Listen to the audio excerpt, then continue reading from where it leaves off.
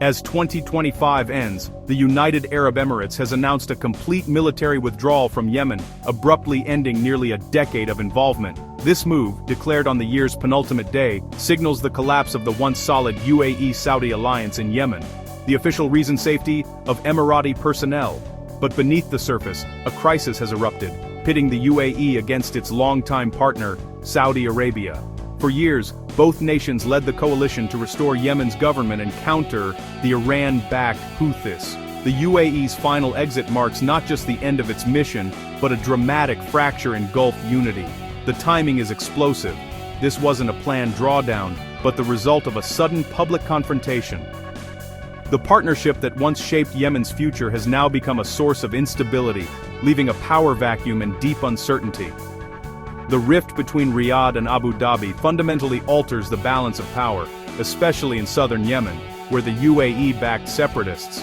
The story is no longer coalition versus Houthis, it's now about the coalition's own internal collapse.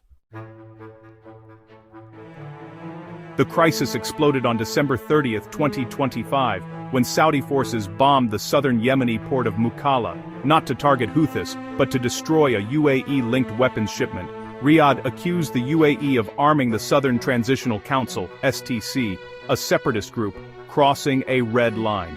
The UAE denied the claim, insisting the cargo was for its own counter-terrorism units, but the public spat exposed years of mistrust.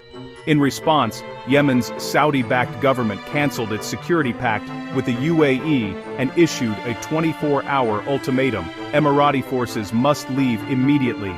With Saudi support, the UAE was branded a hostile actor by the very government it once protected.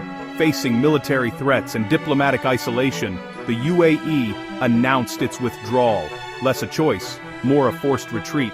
The rapid sequence: airstrike, accusation, ultimatum, withdrawal, reshaped the war's landscape overnight. The coalition's unity was shattered in a matter of hours.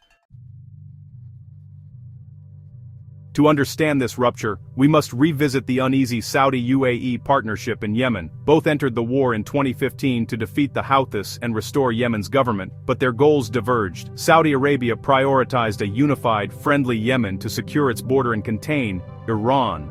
The UAE, meanwhile, focused on southern Yemen, securing trade routes and countering Islamist groups by building up local forces outside government control. This empowered the STC, a separatist group seeking southern independence, directly clashing with Saudi aims. For years, the alliance balanced on a knife's edge, with the UAE backing separatists while fighting for unity. The events of this week proved that contradiction could not last. The immediate spark was the STC's December offensive, seizing key southern provinces with Emirati backing. The STC's bold move was a direct challenge to both the Yemeni government and Saudi Arabia, threatening to split Yemen for good. Saudi officials saw the offensive as a UAE-orchestrated power grab, endangering their own border and the coalition's mission. The Mukalla airstrike was Riyadh's warning. The STC's ambitions, fueled by Emirati support, had gone too far. The UAE's patronage of the STC has always been the core friction with Saudi Arabia, one seeking a reliable southern partner, the other fearing national disintegration. This fundamental disagreement created parallel power structures in Yemen, with the government backed by Riyadh and the STC by Abu Dhabi. The STC's offensive forced the issue into the open, making the UAE's exit inevitable.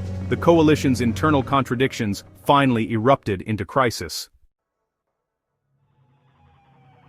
The fallout was immediate and global. In Washington, U.S. officials scrambled to mediate between two key allies, urging restraint and dialogue. Gulf states like Qatar and Kuwait called for calm, fearing the rift could destabilize the entire region.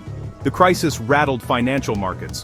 Gulf stock indexes tumbled as investors feared prolonged tension between the region's economic giants. The deep economic ties between Riyadh and Abu Dhabi, once a stabilizing force, now seemed vulnerable to geopolitical shocks. On the ground, the Yemeni government imposed a no-fly zone and blockades in the south, aiming to prevent the STC from consolidating its gains. These moves sought to fill the vacuum left by the UAE, but risked sparking new clashes with the entrenched STC. The region's response was damage control, but the situation remained volatile. The world watched, anxious for what might come next.